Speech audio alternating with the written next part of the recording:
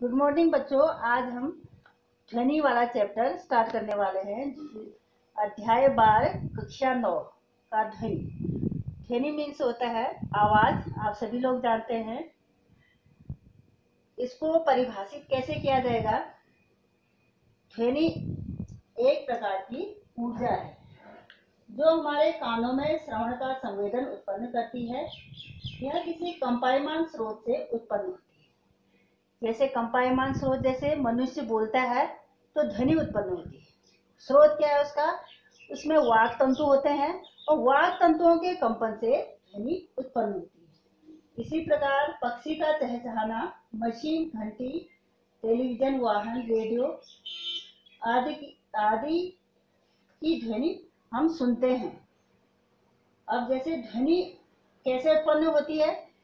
जो है वस्तुओं के कंपन से उत्पन्न होती है। कंपन का अर्थ है तेजी से इधर उधर गति करना, तेजी से इधर उधर या ऊपर नीचे गति करना कंपन कहलाता है। तो ये कैसे पैदा होता है? घर्षण के द्वारा, रगड़ के द्वारा, खुरच कर, फूंक मारने से या हिलाने से उत्पन्न होती है। तेजी से बार बार इधर उधर गति जो होती है वह कंपन या दोलन कहलाता है। अब है ध्वनि का संचरण। ध्वनि का संचरण कैसे होता है? ध्वनि एक जगह से दूसरे स्थान पर कैसे पहुंचती है? इसके लिए द्रव्यात्मक माध्यम की आवश्यकता होती है। द्रव्यात्मक माध्यम मीन्स ठोस, द्रव तथा गैस। ठोस, द्रव, गैस की आवश्यकता होती है। ये ध्वनि जो होता है सॉलिड, लिक्विड एंड गैस, यह निर्वात में पैदा नहीं होती है। जहां पर निर्वात होगा, हवा नहीं होगी, शून्य होगा, तो ध्वनि एक स्थान से दूसरे स्थान पर संचरित नहीं होगी। तो ध्वनि संचरण के लिए क्या होता है? माध्यम की आवश्यकता होती है। इसके लिए हम जैसे एक प्रयोग हम कर सकते हैं ध्वनि संचरण के लिए। देखिए, ये सबसे पहले यहाँ पर हमने एक बेलजार फिट किया है। इसमें हमने एक कॉर्क लगा दिया है। यहाँ पे कॉर्क से बंद कर दिया है, कॉर्क से ढक दिया है, यहाँ पर एयर टाइट कर दिया है। यहाँ पर अब हमने एक निर्वात पंप फिट कर दिया है, निर्वात पंप। और इधर हमने एक बेल लगा दी है, यहाँ पर स्विच लगा दिया है। स्विच को ऑन ऑफ करने से ऑन करेंगे। यहाँ अंदर हमने एक बेल विद्युत घंटी फिट कर दी है। अगर ऑन करेंगे तो यहाँ पर अंदर जो घंटी बजेगी वो हमें सुनाई देगी, क्योंकि इसके अंदर क्या है? एयर है। इसके अंदर है एयर, जिसकी वजह से हमें घंटी सुनाई दी। थोड़ी सी हमने निर्वात पंप के द्वारा हवा निकाल दी और हमने यहाँ पर स्विच ऑन किया, धारा बही और फिर यहाँ पर घंटी की हल्की आवाज हमें सुनाई दी। इसी प्रकार से हम एयर थोड़ा थोड़ा निकालते जाएंगे। एक बार ऐसा होगा, इस जो ये बेलजार है पूरी हवा यहाँ से हम बाहर निकाल देंगे तो यहाँ निर्वात की स्थिति पैदा हो जाएगी। और फिर अगर हम यहाँ पर स्विच ऑन करें तो हमें घंटी की आवाज नहीं सुनाई देगी। इसका मतलब यह है कि अंदर जो बेलजार में हवा है वो खत्म हो गई है और निर्वात के कारण हमें ध्वनि नहीं सुनाई देगी। इस प्रकार ध्वनि संचरण के लिए माध्यम की आवश्यकता होती है। ये हमने यहाँ पे सिद्ध कर दिया। अब है ध्वनि एक स्थान से दूसरे स्थान को संचरित कैसे होती है। देखिए, एक टोंग हमने यहाँ पर लिया है, ये स्वरित्र हमने यहाँ पे बना रखा है। टोंग एक स्वरित्र की भांति काम करता है। इसमें जैसे हमने झटके से ऐसे हमने झटका दिया तो इससे ध्वनि भी उत्पन्न हुई और कंपन की स्थिति भी पैदा हुई। तो यहाँ पर क्या हुआ? यहाँ पर इसके संपर्क में आने वाले जो कण थे वो बहुत ज्यादा थे और यहाँ पर घने कण थे। यहाँ पर संपीड़न की स्थिति आ गई, जैसे को ऐसे संपीड़न की स्थिति आ गई। देखिए, यहाँ पर हमने डायग्राम के द्वारा भी शो कर रखा है। यहाँ पर हमारे संपीड़न हुई। यहाँ ध्वनि और ध्वनि संचरण, ध्वनि का संचरण कैसे होता है ये पढ़ा। अब हम देखें ध्वनि का संचरण जो होता है वो द्रव्यात्मक माध्यम में संपीड़न और विलयनों के मिलने से बनता है। तो इसमें देखें, हम एक एग्जाम्पल ले लेते हैं। जैसे हमने स्कूल की एक पहली बेल बजी, हमने हथौड़े से मारा, उसमें घंटी बजी और वो हम तक कैसे पहुंची, यानी कि हम क्लास में बैठे थे, वो घंटी हमें सुनाई दी। तो यहाँ पर जो इसके आसपास के जो कण थे वो कंपन की स्थिति में आ गए और फिर इन्होंने अपने आसपास जो विरामावस्था में कण थे उन्हें फिर कंपित कर दिया। तो इस प्रकार से यह अपनी पूर्वावस्था में आ गए और इन्हें विस्थापित कर दिया। फिर ये जो अपने आसपास के कणों को विरामावस्था से विस्थापित करके फिर आगे बढ़ जाएंगे, ये अपनी पूर्वावस्था में आ जाएंगे।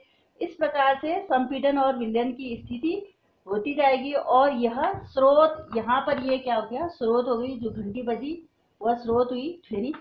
उसके बाद यहाँ पर श्रोता हैं, बैठे हैं या खड़े हैं, तो यहाँ पर इनको किस प्रकार से यह प्रक्रिया आगे तक बढ़ती चली गई, जहां श्रोता खड़े थे या बैठे थे उन तक यह पहुंच गई। इस प्रकार जो मार्ग में जो ये ध्वनि के मार्ग में जो कंपन करते हुए कण हैं वो आगे नहीं बढ़ते हैं, बल्कि वह अपने आसपास के कणों को विस्थापित कर देते हैं। और इस प्रकार से यह प्रक्रिया आगे चलती जाती है, विक्षोभ उत्पन्न हो जाता है, इस प्रकार डिस्टर्बेंस उत्पन्न हो जाता है।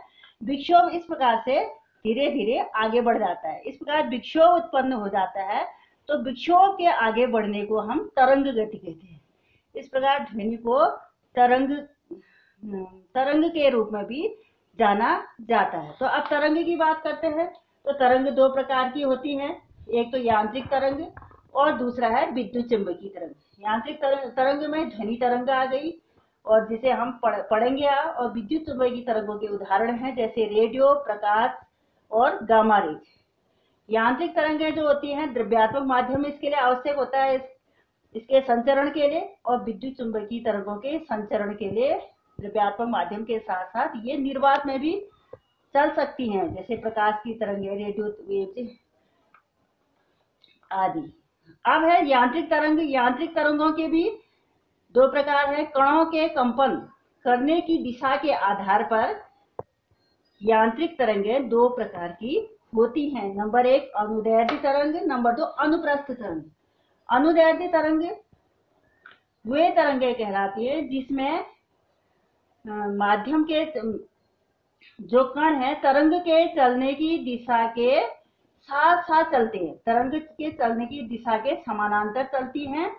और अनुप्रस्थ तरंग वे तरंग होती हैं जिसमें जो कण होते हैं, कंपन करने वाले कण होते हैं, वह माध्यम के जो तरंग चलने की दिशा के लंबवत कार्य करते हैं। जैसे ये तरंग इस साइड को चल रही है, तरंग की चलने की दिशा ऐसे है, और माध्यम के कण लंबवत कार्य करते हैं, लंबवत कंपन करते हैं। इसमें जैसे ये है, इसके उदाहरण अनुदैर्ध्य तरंगों के उदाहरण हुक से लटके स्प्रिंग में भार, जल के अंदर चलने वाली तरंगें, और वायु में जो चलने वाली तरंगें होती हैं वो अनुदैर्ध्य यांत्रिक तरंगें होती है। अनुप्रस्थ तरंगों में जैसे रस्सी के दोलनों या कंपन के कारण ये तरंगें उत्पन्न होती हैं, और सितार, गिटार की तनी हुई डोरियों में, जैसे हमने यहाँ पे एक एग्जाम्पल है, ये एग्जाम्पल है। इसमें अगर हम ये इसकी बात करें, ये द्विभुज है, इसमें भी ये अनुदैर्ध्य तरंगें उत्पन्न होती हैं। जैसे ये द्विभुज बाहर की ओर जाता है, इसमें दो भुजाएं हैं, बाहर की ओर जाता है तो संपीड़न की स्थिति आती है, और ये द्विभुज अंदर की ओर जाता है तो विलयन की स्थिति आती है। यहाँ पर हमने ये डायग्राम से शो कर रखा है, बाहर की जाए तो संपीड़न, और दो क्रमागत संपीड़नों के बीच की दूरी को, इसको हम दो क्रमागत जो संपीड़नों की बीच की दूरी है इसको तरंगदैर्ध्य कहते हैं या लैम्डा कहते हैं। तो इस प्रकार से अगर हम इसको देखें, ये हुक से लटके हुए स्प्रिंग में भी अगर हम देखें तो इस प्रकार से ये ऐसे, अगर हम इसको ऐसे कर दें तो ये संपीड़न और विलयन की स्थिति इसमें आती है। और इस प्रकार से ये डायग्राम हमने यहाँ पर शो करा है। ये यहाँ पर जो है माध्यम के कण जो है बहुत पास पास है, तो यहाँ पर घनत्व तो अधिक होगा, और जब ये बाहर की ओर जाएंगे, जब इस पर अगर झटका लगेगा अंदर की ओर जाएंगे तो यहाँ पर विलयन की स्थिति पैदा हो जाती है। तो इस प्रकार से तरंग आगे, वायु में तरंगे इसी प्रकार से आगे को बढ़ती है और सुनाई देती है। अनुप्रस्थ तरंगों के उदाहरण जैसे रस्सी में, अगर हम, ये रस्सी है, अगर इसमें हम थोड़ा सा झटका दे रहे तो ऐसे, अगर हम झटका दे रहे तो इसमें, अगर आप अब करके देखा होगा, एक हाथ से झटका दें तो इसमें इस प्रकार से वेव सुरंग और गर्त बन जाती है। ये दो सुरंग, ये ऊपर का उठा हुआ भाग ये है सुरंग, ये नीचे के दो जो भाग हैं ये गर्त हो जाते हैं। इस प्रकार से एक वेव बन जाता है, एक विक्षोभ बन जाता है। तो दो क्रमागत सुरंग या दो क्रमागत गर्तों के बीच की जो दूरी है वह तरंग दैर्ध्य के रूप में जानी जाएगी। तो इस प्रकार से हमने ध्वनि तरंगों के प्रकार आज पढ़े।